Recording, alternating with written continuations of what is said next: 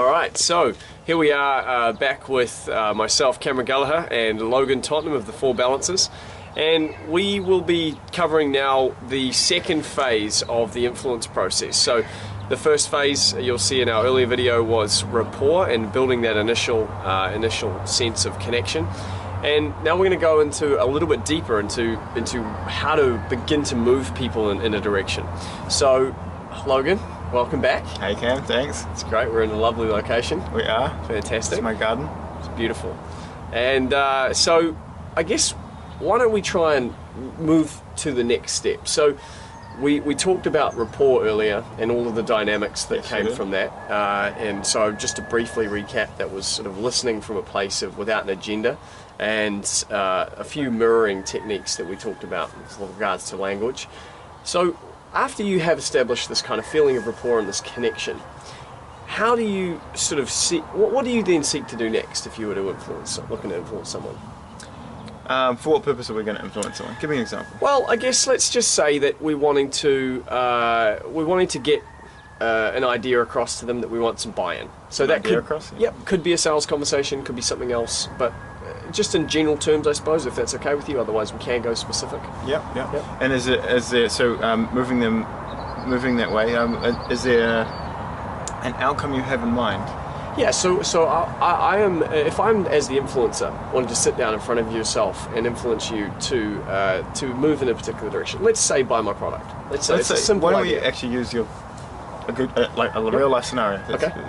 Great. So let's say I wanted you to purchase a coaching product. Cool. Okay, and so this coaching product would get you a certain outcome, and so we've now built up a rapport.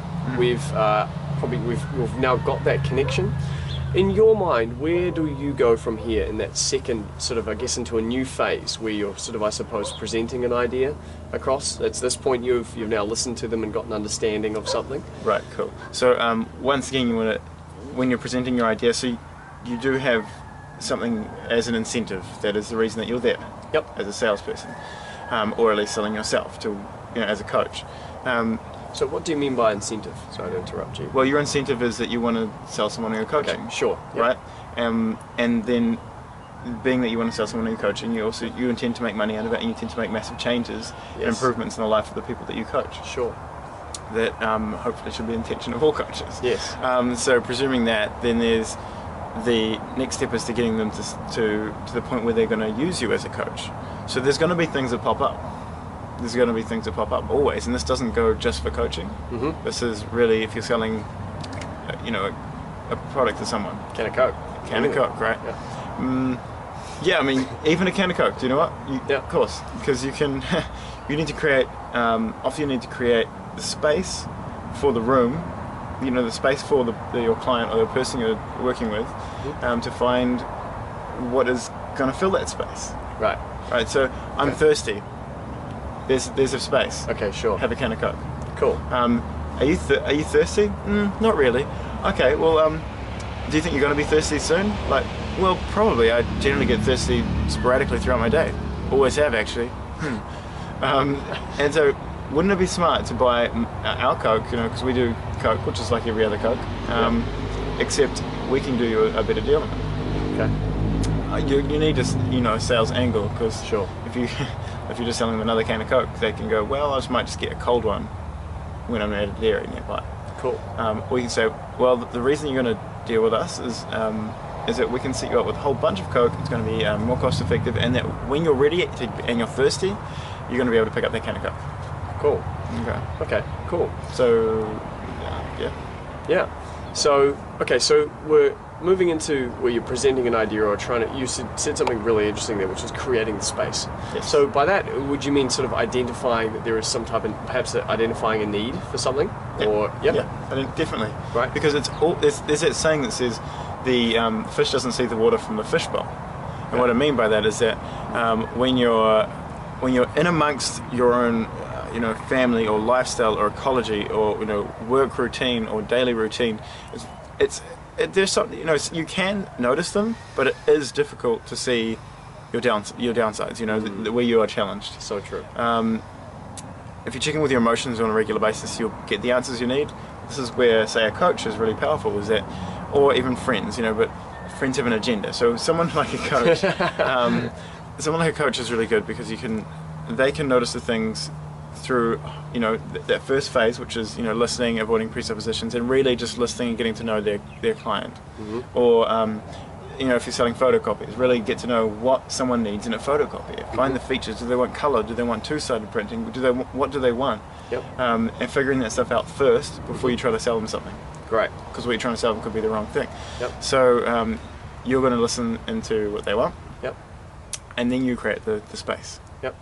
Can you explain the difference? So when you say listen to what they want, and they're telling you a little bit about what the requirements are at the stage that they're aware of, and how is that different from creating a space? Or is that creating a space?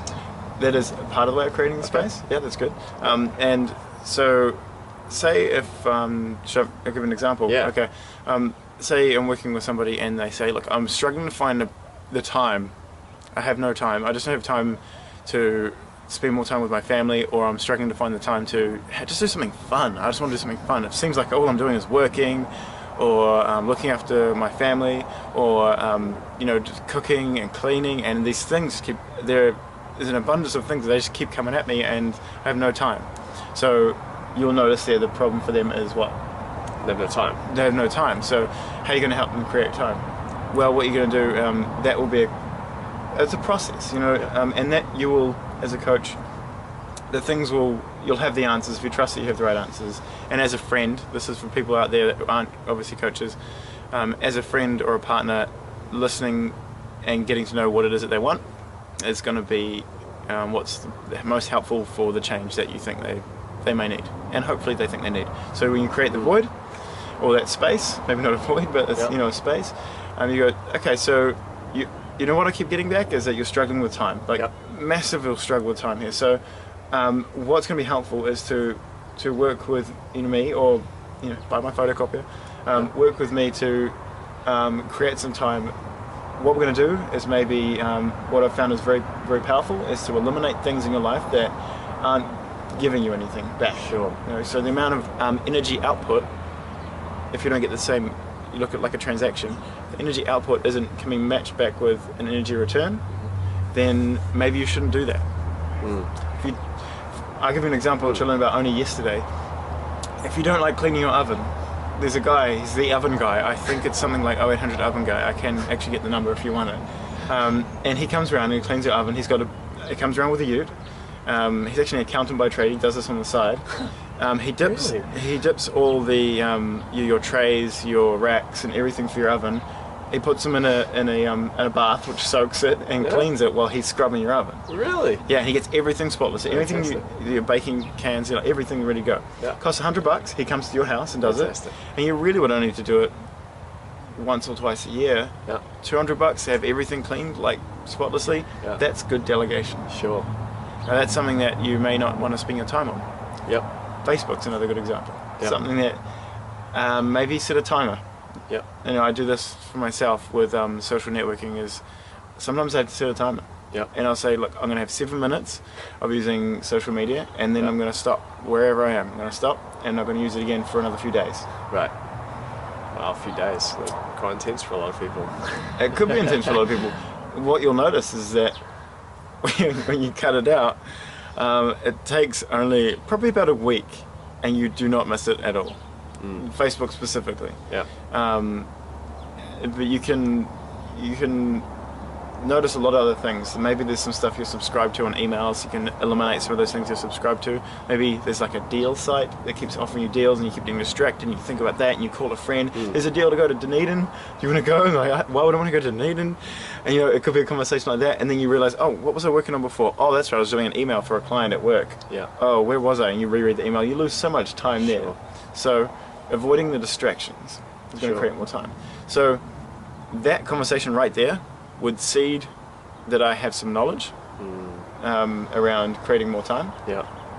And that may create a feeling where if you're struggling with time, you're like, I've got to work with Logan, or I've got to work with Cameron. You know, he's going to help me with this. Well, it's actually really interesting that you say that, because just as I was listening to you then, time is not something that is to me just like a big urgent press, right? Like it's you know, sure, but maybe I would prefer to have some increased value maybe. around time. Yeah. And just as I was listening to you, I was running through in my own mind, as I'm sure you were, some of the things that actually, what are some of the things that I could maybe cut out where I would get more time, or how would it be if I didn't do Facebook for a week?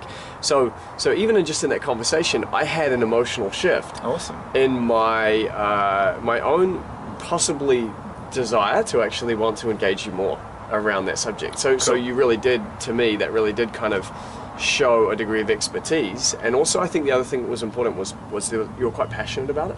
Yeah. So that to me, it's like, oh wow, Logan really gets this subject. And you used an example of delegation, which I thought was really quite interesting, because, and maybe unconsciously or not, but now I'm maybe thinking about delegating, which is now possibly if I was to delegate this area of my life for someone to come in and do it for me, or do it with me, then that's another powerful idea possibly that's now in my mind. So, about the value of that delegation. Right, and delegation is one thing that I've noticed people do not teach. Yeah.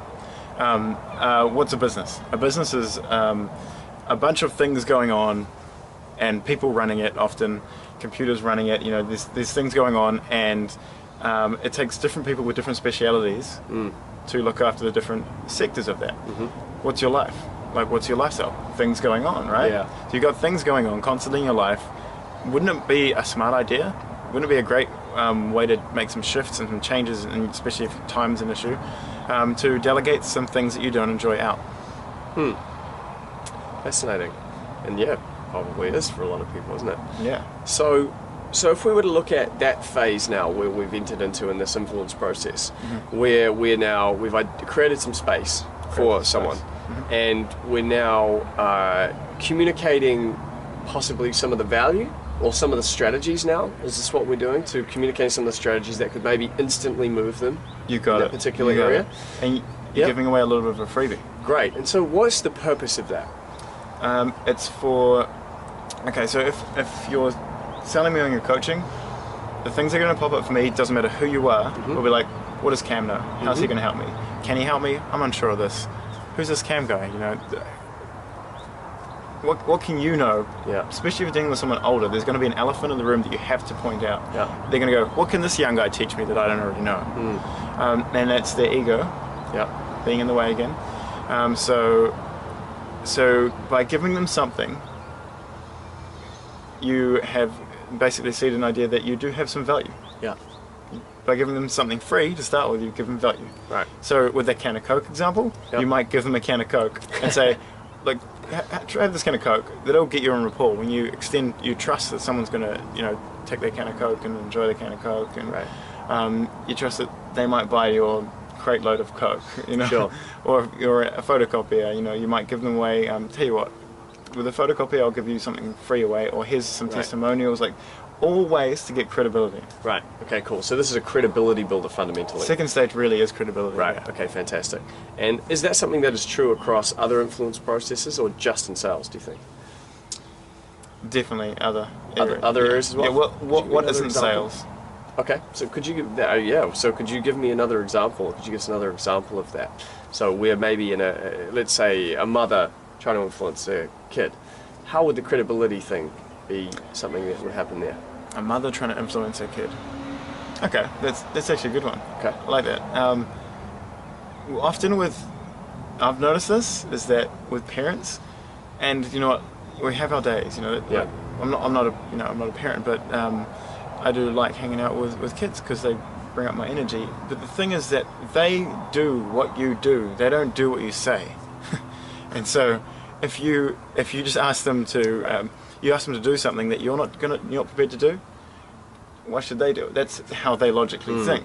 They follow leaders, and let's face it, a father and a mother are anybody's god and goddesses.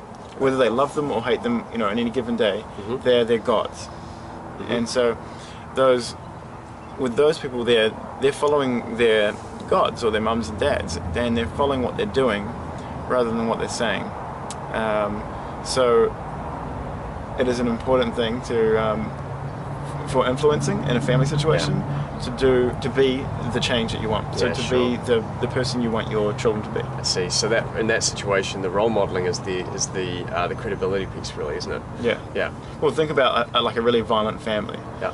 Do you think when they were being violent, Yeah. that they said things like, "Oh, you shouldn't take this"? Maybe mum was just being beaten by the father, and she's sitting in the corner, damaged, and she says something like, "Don't ever find a guy like this," or in that moment, Right.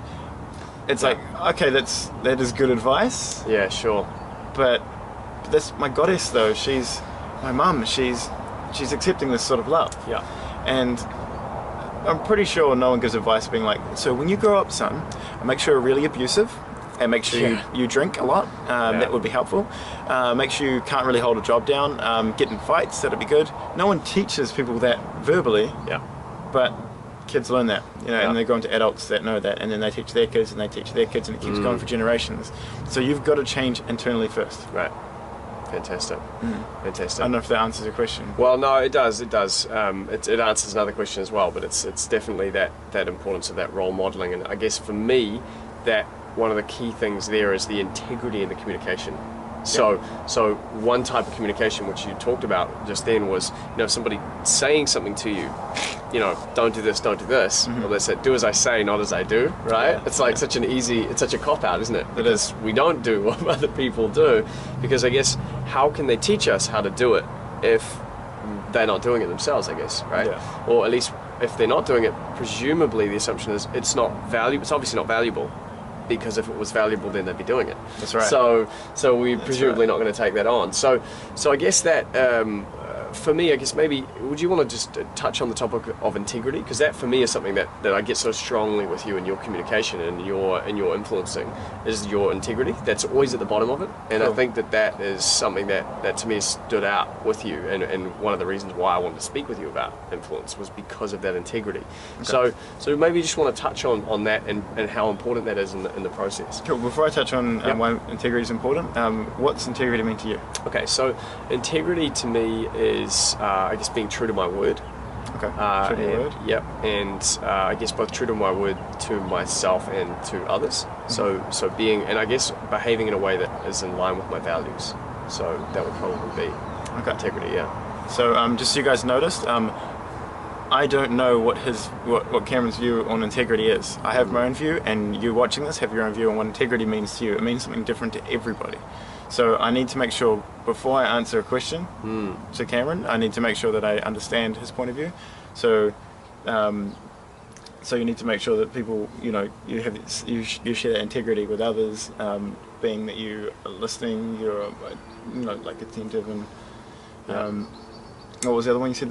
True to my values. True to your values, exactly right. So, so to say true to your values, like this is like comes down to the smoking scenario. How do you stop smoking? You stop smoking. Like, how do you stay true to your values? You stay true to your values. Yeah. It's probably that simple. Yeah. Yeah. There's other things that keep popping up, and the only challenges that come up will once again be the ego. Yeah. Yeah, it comes in different forms. Yeah. Sometimes the ego isn't always you. The ego can be somebody else that has challenged you to do something, but that's another conversation. But just be true to your values. Yeah.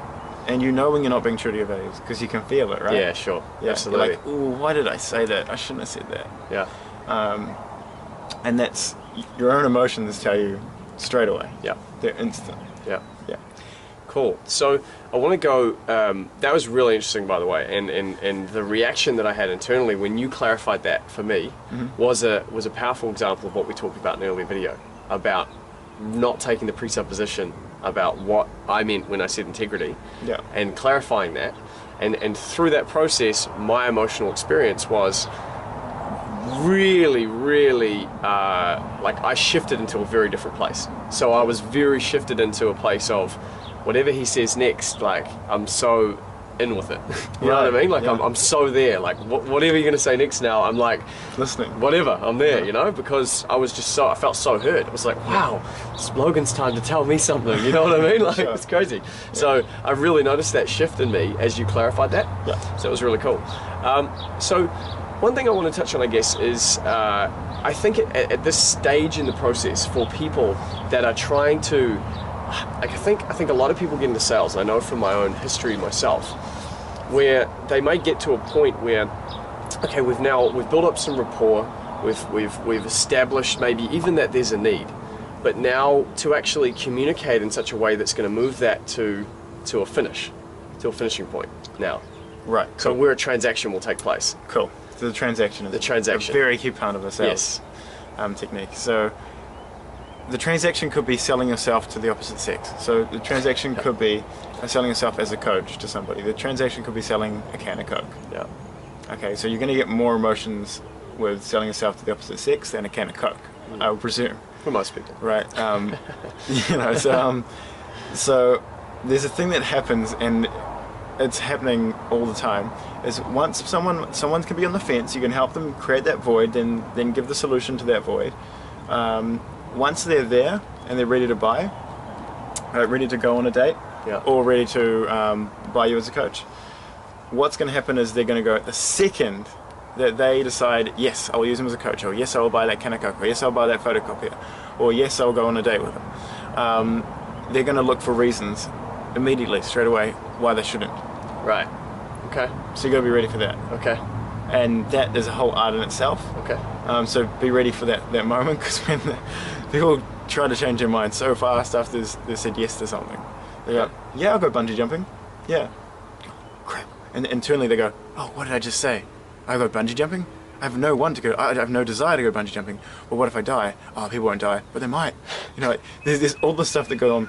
Oh, when do they want to do it? I might be busy that weekend. Or what if it's a weekday? I work on the weekdays. Oh, I don't think I should do this. I'll just say no now. I should really say no.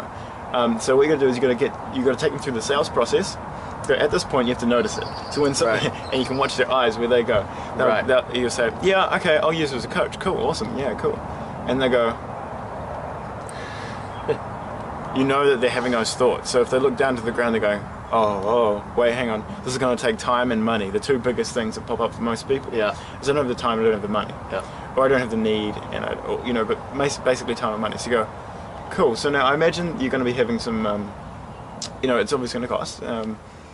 And by the time you're closing a sale, hopefully they already know prices and things like that. Mm-hmm. And you've sorted that out. So you go, what we'll do is you take them to the next process, which is let's do it. Let's sign up. I'll grab a sheet and we'll fill your name out. So just fill your name out here. You actually walk them through the whole thing. Name here, and then put your date of birth here, your favorite color here, what you would name your first pet if you had one. Like the whole question. Do you know what I mean? You take them through whatever the next process is. It may not be that. For a can of Coke, you're not probably going to put them in your database, Right. But you help them through the transaction. Okay, cool. And what you do is even build that picture. Okay. In your case, the picture you're going to build will be, what we'll do is, and hopefully this works for you, so you leave it saying, and hopefully this works for you, it leaves a bit of room for them to negotiate if they want to. Of course, it may not work, what you're going to suggest, but what you might suggest is, how about we meet on Tuesdays, every Tuesday, or we could do it over Skype. Mm-hmm. Making sense? Yeah. So you can do it on a Tuesday, and what we'll do, it'll be a half hour call or a 1 hour call. Mm-hmm. And in that time we're going to talk about how you're going to create more time. Mm-hmm. And I'm going to help you out, and we're going to take some actionable steps, and then we're going to action them over the next week. The next week we'll shift a little bit and we'll add some more steps. We might take some out, and I'm going to give you some really cool tools that are going to be great for that. Cool. So now I've built a picture. Okay. The picture is, it's going to be half an hour. It's going to be on Tuesdays, unless I want to change it. Half an hour Tuesdays. We're going to set actionable steps, so that's tangible. Mm-hmm. That's going to be something that is very helpful to find the direction, and they can measure that. Yeah. Once they've got some steps and some goals, they can go, yes, it's working, or no, it's not working, or maybe let's make some little adjustments here. Mm-hmm. And then you've created a picture. Yep. They're ready to buy. Cool. Okay. So that's great. So you're taking through a picture, and you're kind of bringing them with them on a journey, and kind of creating that future for them, so that they're kind of already stepping into that. And also I noticed when you said is that okay if that's okay with you, the sort of the softness of that approach, as opposed to the kind of drill kind of I guess that. Can you imagine if I said, okay, so we're going to work and I'm going to be your coach. Well, it's going to cost this much, you need to pay on this date, and then on Tuesday we'll meet, it'll be at 7:30, and at 7:30 we'll talk half an hour exactly, and then we're going to talk about actionable steps, and you're going to need to write down your steps. Can you imagine that approach? Like, that's intense. Yeah. I'll be like, oh, actually, you know what? I've got that thing. I just realised I got that thing. Yeah. And I'm sorry, I actually can't make Tuesday. Well, what we'll do is make Wednesday. Like, actually, I just realised I've still got that thing. So people will be backing out at that point. Yeah, Leave sure. it open, because you are dealing with their emotions, and you are, you have to move very strategically. Yeah, absolutely. And like you say, softly. Yeah. Yeah. So with that in mind, tell me, where do you see the place of? I guess there's a balance, isn't there, between pressure and Love that word. no pressure. Yeah. And because there are times where, I mean, there are a lot of salespeople that will say that the end of a transaction requires some degree of pressure, or some degree of something that needs to be there to really get that over the line in a lot of cases, right? Or some people perhaps are not willing to make a decision even though maybe that they need to, or something to that effect. So what's your kind of stance on that? What do you kind of... To case it down to, should I add pressure? Yes and no. Mm-hmm. So yes, where you just know that, so you've listened to them, you really understand them, and you know that what you can help them with is going to be helpful. Yep. And it will help get the change that they require. Yep. Time. And if the pressure isn't right, so there's an example. So my father he brought the very first wood chippers into the country in, I think, the 70s. Yep. Then he made some garden shredders, and there were two different sizes. There was a 5.5 horse and an 8 horse. And there was one time when he had 8 horses in stock, right? And so his intention as a salesperson was to sell them 8 horses because he has lots of stock of that and hardly any of the smaller ones. People would come in, he had people come in, and there was feedback from more than one customer where they were ready to buy. They just wanted to walk in, grab their 5 or whatever it was, their 5.5 horse, and walk out. They knew they only need one that cuts this size. 2.5 inches was what of a branch it would cut, and that would be the garden machine for them. Dad would try to sell them an 8 horsepower that does 3 inch. Why? Because that's what he had in stock. So, and then he added pressure to that, and people would walk away and not buy a thing. So there's areas where you just want to go, do you know what? Just buy what you want. Yeah. Like, if it's a product and they know what they want, if they're there and they walk straight to it, there's a lot of things you can tell about someone's body language and the way they're talking, right, whether they're ready to buy or not. Right. And if you come in with a hard sell, you can scare them off. Yep. Okay. It really comes down to the person. So that would be when not to, or an example of how that could perhaps go wrong. When would you add pressure? So when you've listened to them once, the first couple of stages is that you listen to them, you found where they need help, and they will not want to change. For most people, they won't change until the fear of staying the same exceeds the fear of the change required. Until the fear of staying the same exceeds the fear of the change. The fear of the change. Okay, you might want to write that down. So they will not move until the fear of staying the same exceeds the fear of the change. The fear of the change, because people are naturally change averse, aren't they? Change provokes the whole unknown. Right. So and it can be scary. Yeah.